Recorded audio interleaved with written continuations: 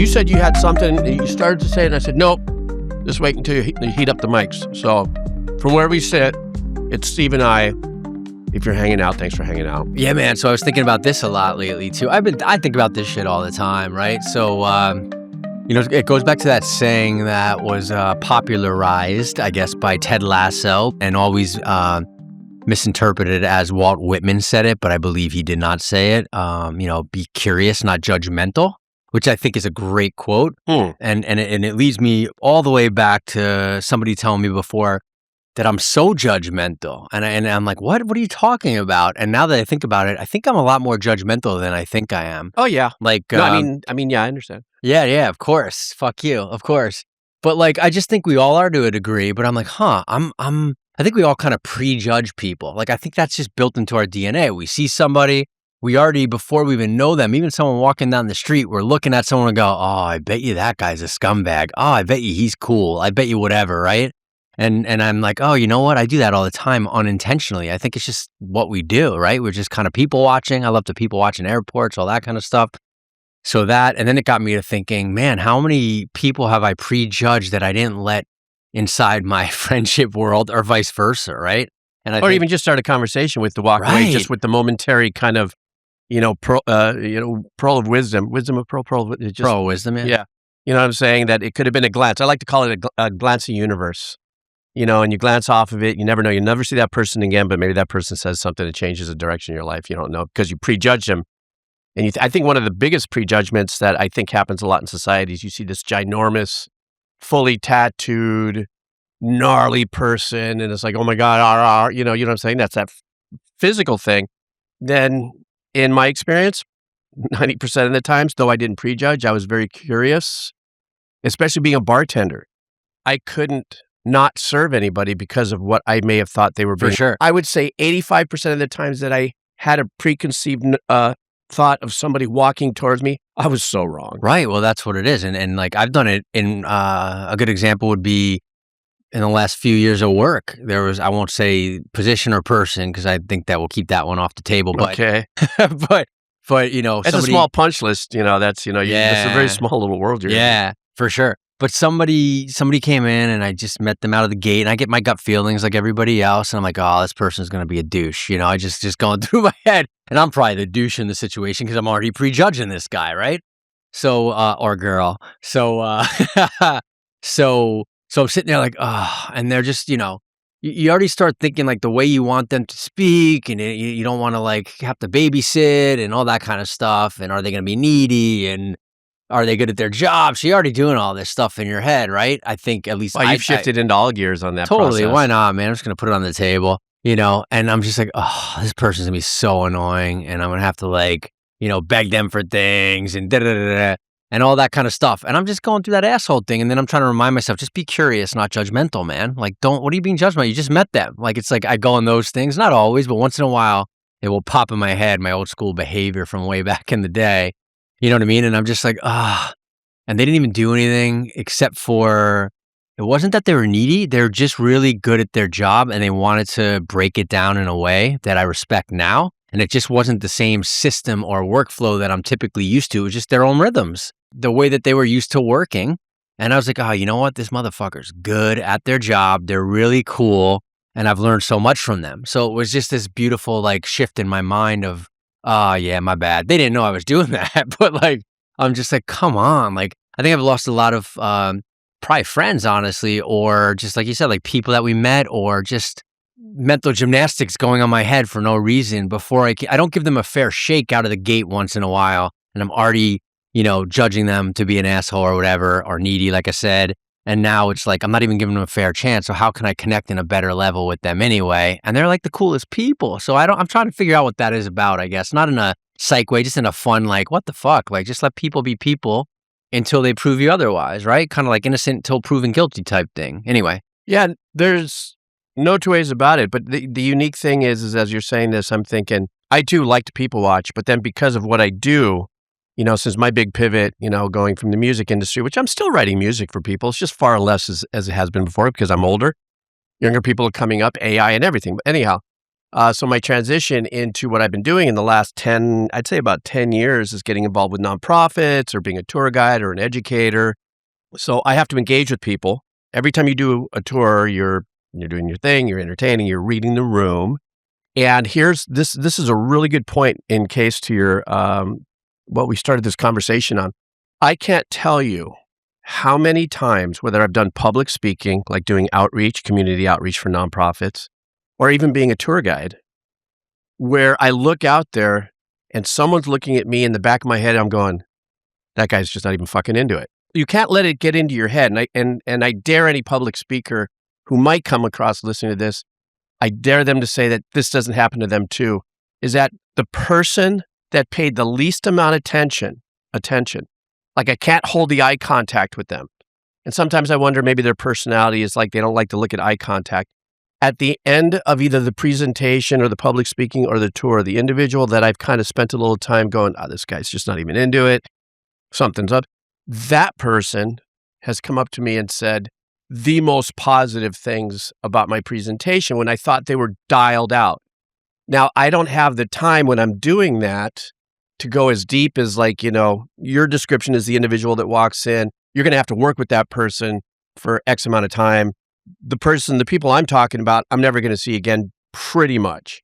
So I don't, like I said, it doesn't rent a lot of space in my head, but I have, like I said, part of me being wrong so many times have been looking at individuals that I have to encounter with, whether because of what I'm doing and go, how wrong was that?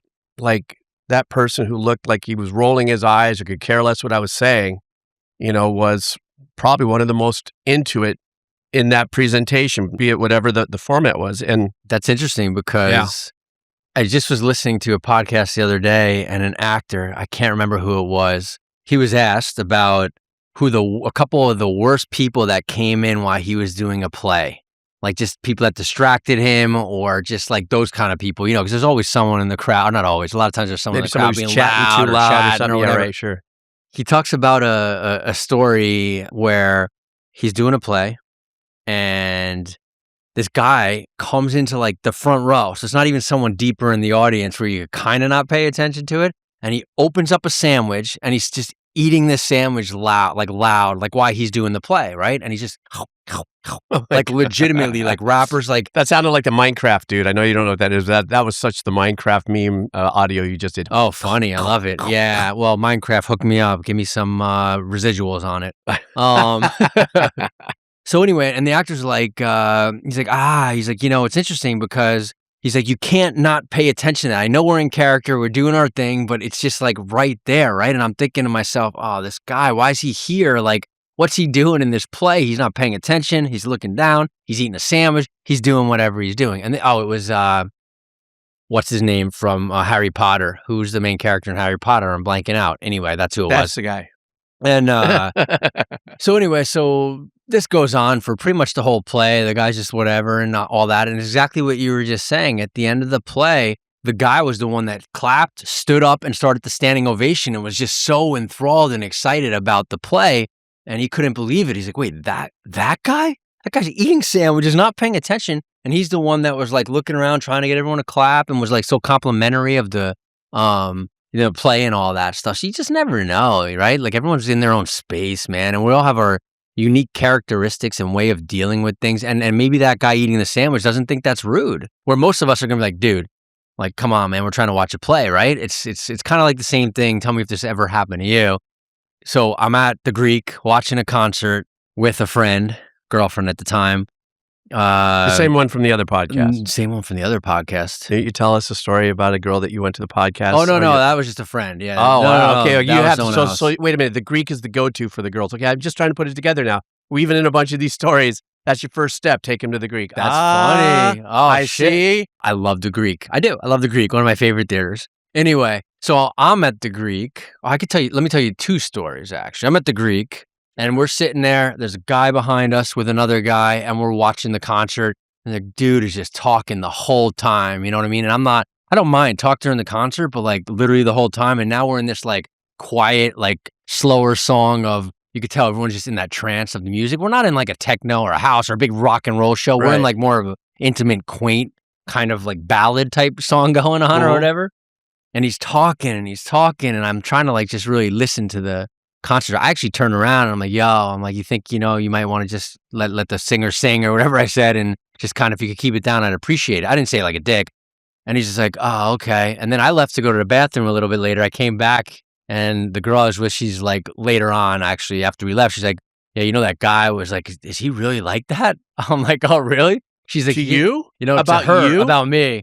And I'm Is he like, really what like do you that? mean? Didn't he I'm like, realize he was being a dick for talking? right. And she's like, yeah. She's like, he's just kind of like, well, I can't talk. He wasn't being a dick to me, but he was being a dick because like you're just asking him to kind of pipe down a little bit in a nice way. She's like, I was like, whatever, dude. She's like, we're trying to watch a concert. And I'm just like, yeah, exactly. Some people are just out of touch with that shit. Yeah, I mean, that's anybody it. who's a performer has gone through that. Look, That's right. I mean, I know you got No, another go one ahead, you want to ramp please. into, but part of my trajectory in my world in music is I did try once to be a singer and a performer and stuff, and it ended up being a nice little journey for me. I mean, I ended up playing at the Roxy and at the Troubadour, on a bad night, a real sad night where you had to sell your own tickets. But I made it through, with this band called Red Tail. But we started off playing coffee houses, and you and your friend or friends have practiced for weeks for this show.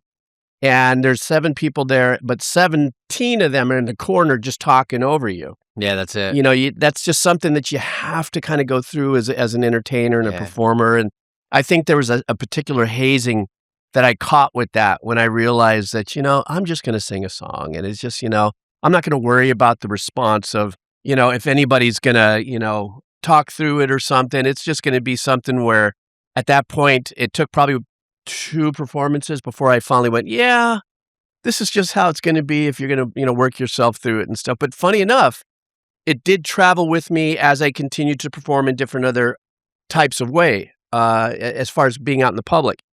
Translating to the recent point that I was just telling you, which is, when I'm doing a narration, cultural, botanical style narration or something on the tours, or when I worked at Cool Laurel Ranch and I'm doing, the Jurassic Park tour and the whole, movie site tour, and you got 2 or 3 people that are just talking over the top of you.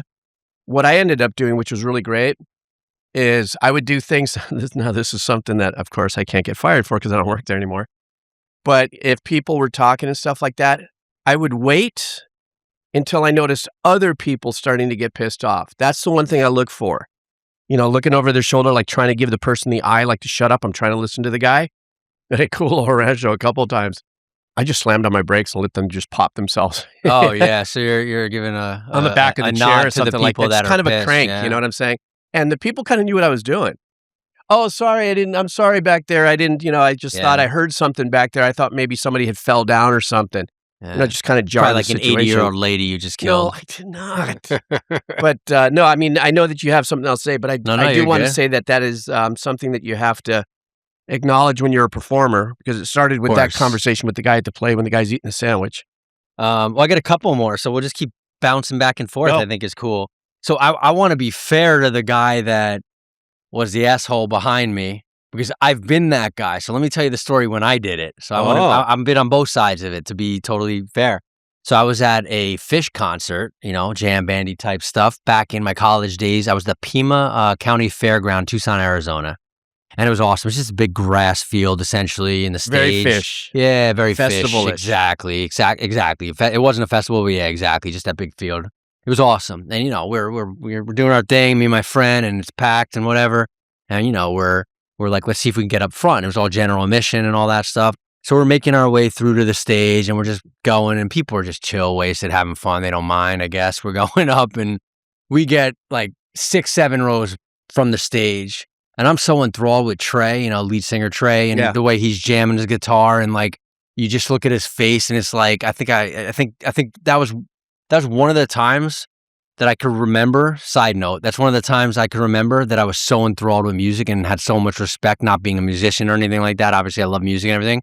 And I remember looking at his guitar, watching him play in this trance, and watching his face, and it was just like, how rock stars get sometimes. You're having their a face John is Legend like, recall here. Yeah, so it's in a kind of different like way, but in a different way. But it still pulled you in as a performer. Well, yeah, it pulled me in of course, and but he pulled me in a way that's how marriage should be.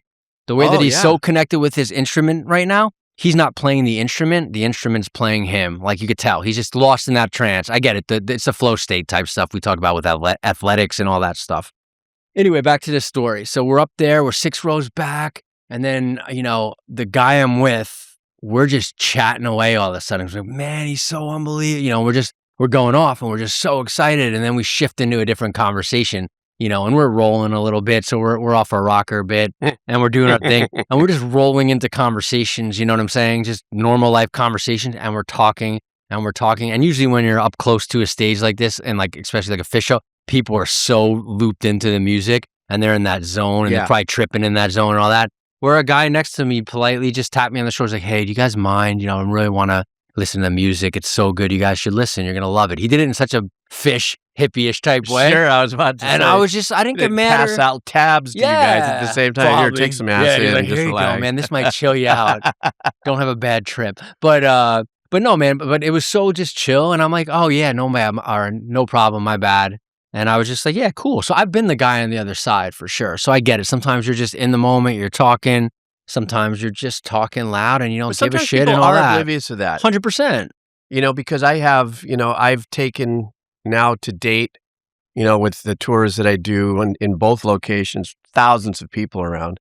And I've had people having conversations the whole time. And I'm like, at a certain point, like, it's very rare that I pipe up. So for the last 3 years doing what I've been doing at this other location, I think maybe twice, I just said, hey, you know what? I love the fact that you're having a conversation, but if you want to switch seats and go to the back so you can continue your conversation and just let the people who are in the back trying to listen over you, I'm not going to be that guy. And one guy looked at me like I pissed him off. I was like, oh, here we go. It's going to happen. And it's like, God, I'm so sorry, bro. Like he looked at me and then he said, I'm so sorry, but it was like kind of sneaky blinders. I'm so sorry. I was like, uh-oh, I'm going to be rolling in the valley with this guy in a little bit. But like I said, it does happen. The other thing that I do have to deal with, kids don't bother me. Kids are kids. And then the other thing is times where I do allow that to happen is sometimes there's a translator. So in other words, like there's a family of 4 and grandma doesn't talk the language well. So they'll be translating and stuff. So a lot of times I get, I don't let it throw me off of my presentation chi, if you would. Yeah, that makes sense. You have to just kind of work with it. But also, just like you were telling me the story about the guy on stage and the guy in the sandwich and stuff, something that I think a lot of us have the ability to do, and we actually talked about this like 10 podcasts ago, but it's the ability to speak and perform and have another conversation in your head in the background.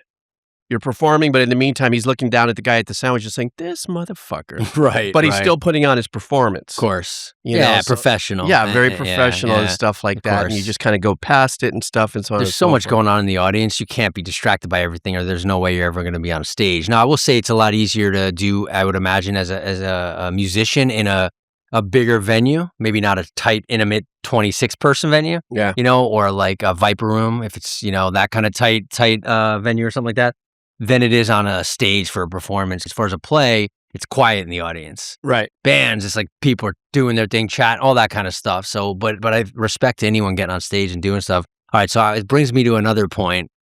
So I'm at a play with my friend, Allie. And here's the thing, for people that don't know, when you're in Los Angeles, everybody's trying to act. Everybody thinks they're a good actor, right. And most of us aren't. I mean, I acted for 2 seconds. I wasn't that great. So, I get it. But anyway, so we're at a play and it's our friend's play, right? So every time you go to your friend's play, when you're first starting out, you're like, shit, they're probably not going to be good. How do I react afterwards? Do I be honest with them? Do I say, or just try to point out something? You know what? The play was really good. Or, oh, wow, I really liked you in this part or whatever, right? But here's the thing. If they're doing a dramatic play and they're not good at the drama part of it, it becomes funny because it's awkward, right? And not a good funny. It's like an awkward, like, oh, shit.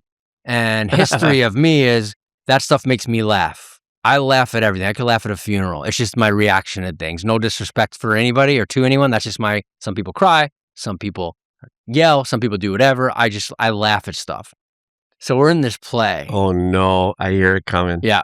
And I'm with my friend Allie, and we're sitting next to each other. And of course, it's our friend, and our friend's on the stage, and he's going across the stage, and we're 12 rows back. And I'm talking, it's all of like 60 people in the play. So, I mean, 60 people in the audience. So it's small, right? Right. And he's doing this scene and he's going across the stage and he's saying like Rapunzel or something. It wasn't Rapunzel like you're thinking, or was that Rapunzel? No, Rapunzel. Yeah, Rapunzel, that's right. But it was he was saying Rapunzel, and it was supposed to be this dramatic thing like Rapunzel, I miss you, I love, whatever it was. Right. And it was brutal. It was so bad, the acting, that I'm biting my cheeks so hard not to laugh. And I look over at Allie and she's like starting to elbow me because she's about to crack up.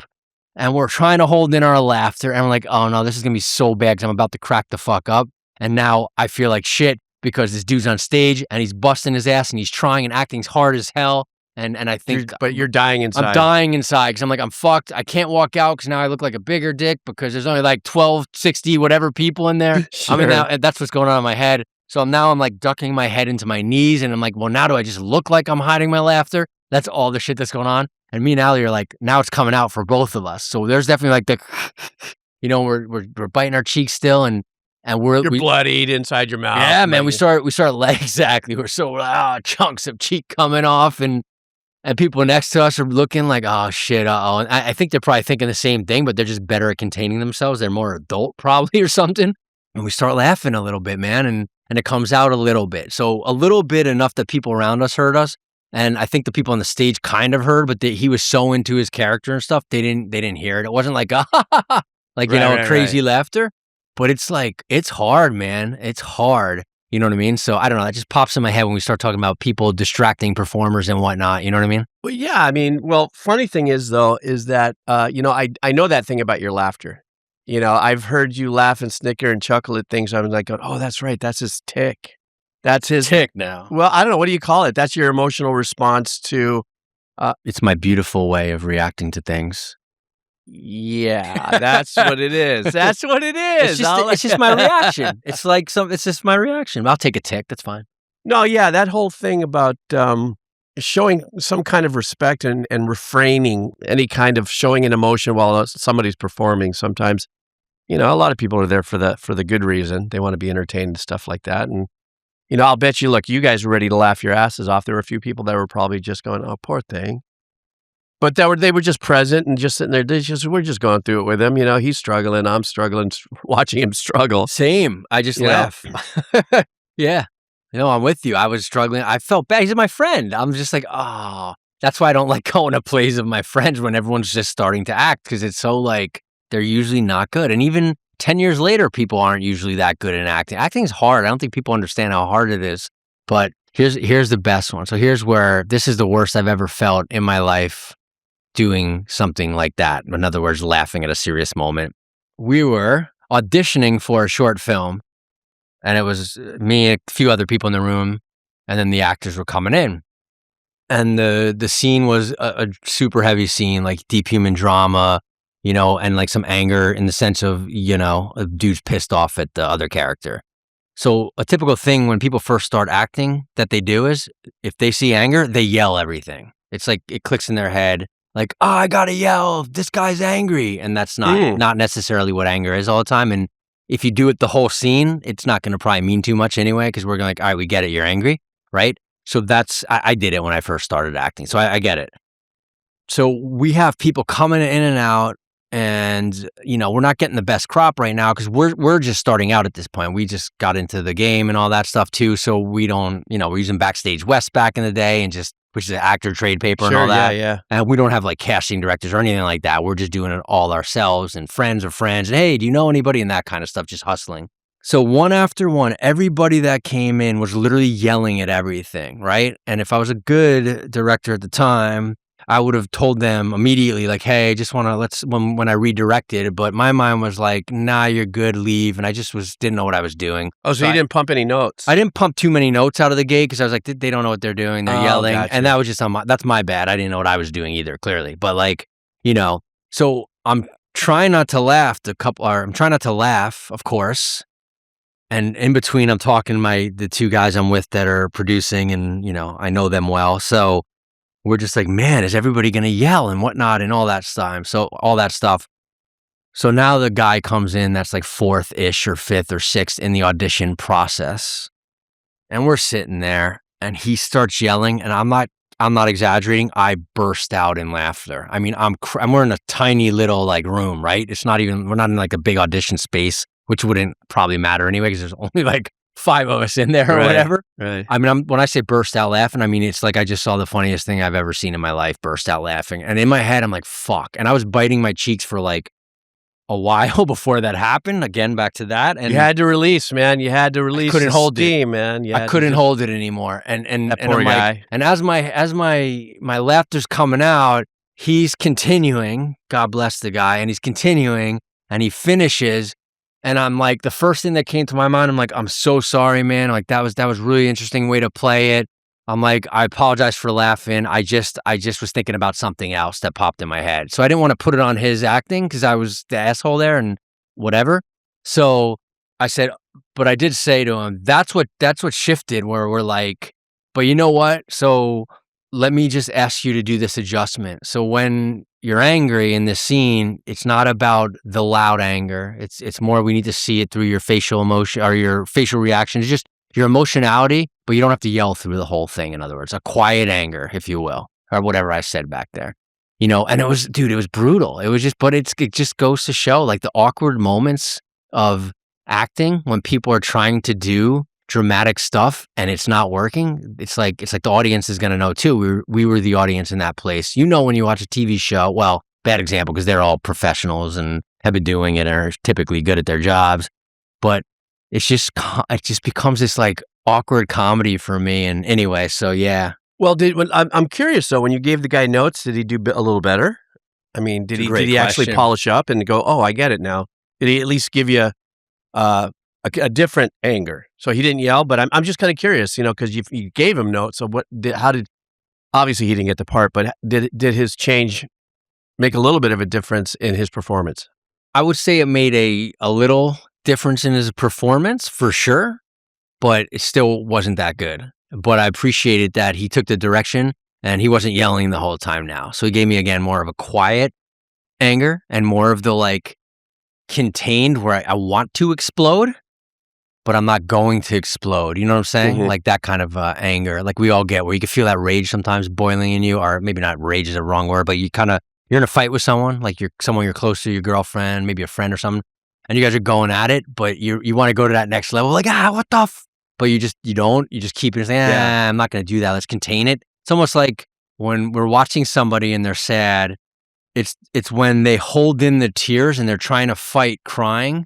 That's the best moments. When they're crying and they're like, and they're just letting loose like that, it doesn't allow us to feel that empathy as much, right? It's more like, oh, you already did it for us. So it's kind of like that quiet sadness. And it's the same with anger for me. Like the best actors for me, for the most part, they have this beautiful containment of their emotions, and they don't have to explode in their emotions until they have to explode in their emotions, if that makes sense. The reason why I brought up the notes and stuff is only one time, just as a fluke, I ended up being a guest star on Hawaii Five-0. And I walked in, and funny enough, because I'm not an actor really, so I haven't gone on a lot of calls. When I walked in, I go, at least a lot of these guys kind of look like me. We all fit the same kind of, description. And I think one of the things that the casting director said that the director liked about me, even though I wasn't the best that came through, number one, he just said, or she just said, there's no two ways about it. You looked as the father of the kid, like that was a no-brainer. You looked just like the kid. So that was a bonus. But she said what I did is I asked, I'm being held hostage. I've been beat up a little bit. They got a gun to my head. I got about 2.5 pages back and forth. And I just asked the director one question. Okay, am I scared like as in like a little girl? Or am I a tough guy trying to like, be very angry back as my response to them? And she goes, oh, that's a good question. I want you to be scared. So even though I sucked at it, I think is what it was. It was just asking the director or the casting director who, was there because the director was watching mine, was how do you want me to be? Instead of, so, I mean, that's why when you said the screaming thing, without them asking, I guess for notes, if that's what it's called, how do you want me to play that? I found that to be a very unique process and probably the last time that I'll ever act in that capacity. But it was a very big learning lesson for me. 100%. I think it's from the actor's POV. If you go in, and you have some questions, ask them. Right when we first start, we're sometimes nervous and we're like, I'm just gonna go in and do whatever, maybe. But I think that's a beautiful thing. I think the strong actors or solid actors or just anybody going in that's done some research and homework or whatever for the audition, for the role, whatever. If you're cast, like, yeah, you're gonna ask questions like, oh, hey, I have a question about this, like you did, or whatever it is, right? And sometimes they're gonna say like, just do it one time your way. Let's see what you got, and then I'll redirect if we need to. Like I've done that before. I mean, I'm talking shorts, so I haven't directed a ton of stuff, but just my experience or whatever.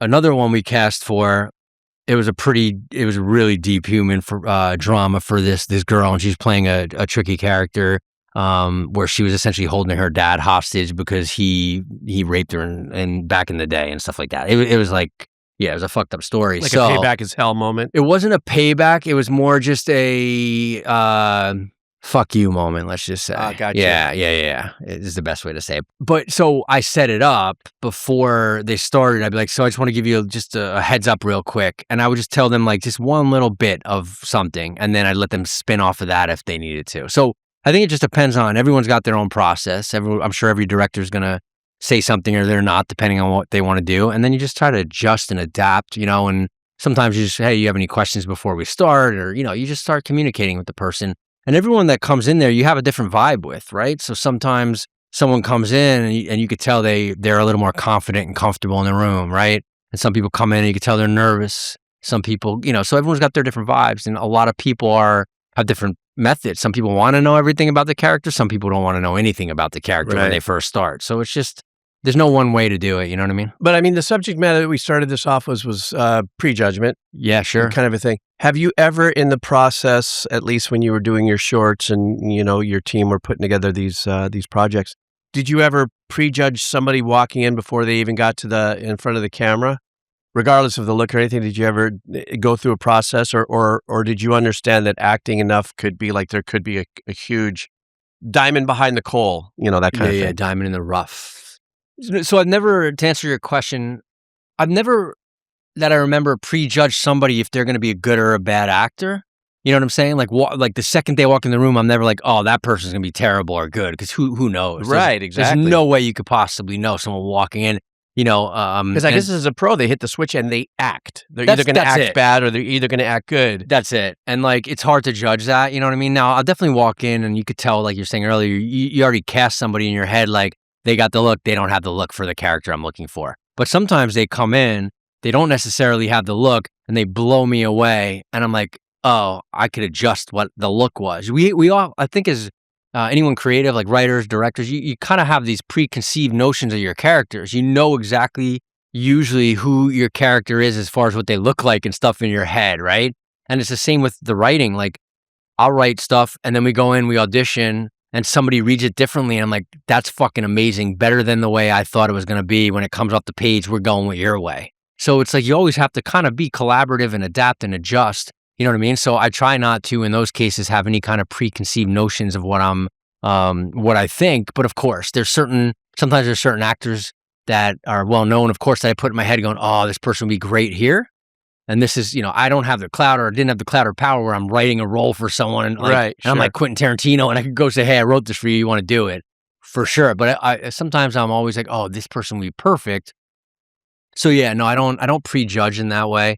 And the best part of the auditions for me are when I get blown away by somebody and I'm like, whoa, I'm like, there's nothing better to me when somebody takes the words I wrote and they bring them to life and they're so fucking good at it.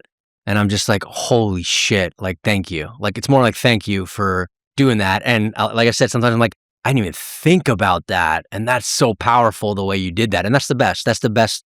I love when actors are good and they can do their shit because it's amazing. Like I said, acting's so hard, and respect to actors because, man, what a journey that they bring the character on. It's fun. So, yeah, well, that's that conversation we started about, with prejudging and stuff like that. I think, that's the one thing about being an actor or something like that I think is really cool is the fact that, like I said earlier, you hit that switch and you're definitely not what you come to the show with. No, is that the right statement? You're not who you come to the door with. In other words, you come showing up this way, but as soon as you come up and it's action, you become this other, or the character and stuff, which I find is without a doubt probably one of the most difficult things, unless you have an inherent talent. Or one of my brother's really close friends is John Lovitz, and he's done quite a few things with his life. The one thing unique about John Lovitz is he is John Lovitz through and through. His persona is what the directors are already going, oh, exactly. I need John Lovitz is going to be he was acting within his own skin in the sense that that's who he was through and through. Like I recognize the same guy. Yeah, that makes sense. That whole thing. But anyhow, yeah. We went into that aspect of it. But I think really where my biggest lessons were learned about prejudging had to have been being a bartender, because of the fact that these people I've never seen before are coming to me. They're walking at me. They're looking at me, and I'm looking at them, and I'm sizing everybody up that fast. And I'm going, big guy with tattoos, skinny guy.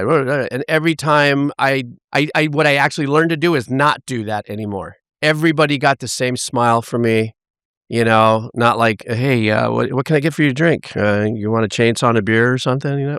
No, I just realized that default setting of me kind of not judging, but guessing what kind of person that was failed every time. So I just ended up going, okay, I recognize that. But still yet, as I was telling you about the tours and stuff like that, I still have that thing where I'm going the whole time. I'm going, okay, this guy's dialed out. I got to find somebody who I can catch eye contact with, that's going to be interesting. And inevitably, I'd say 9 out of 10 times that individual has the most to say about whatever it is that, I was presenting and stuff. So it's right. So everybody should just stop prejudging people and just live your life. Yeah, just simply just that. Go after. We said That's it. Right. You should go do after what you need to go after. Anyway, thanks everyone. Appreciate it. GB is prejudging me right now, so I gotta go. Yeah. Okay. See you guys later. Appreciate you listening. Bye.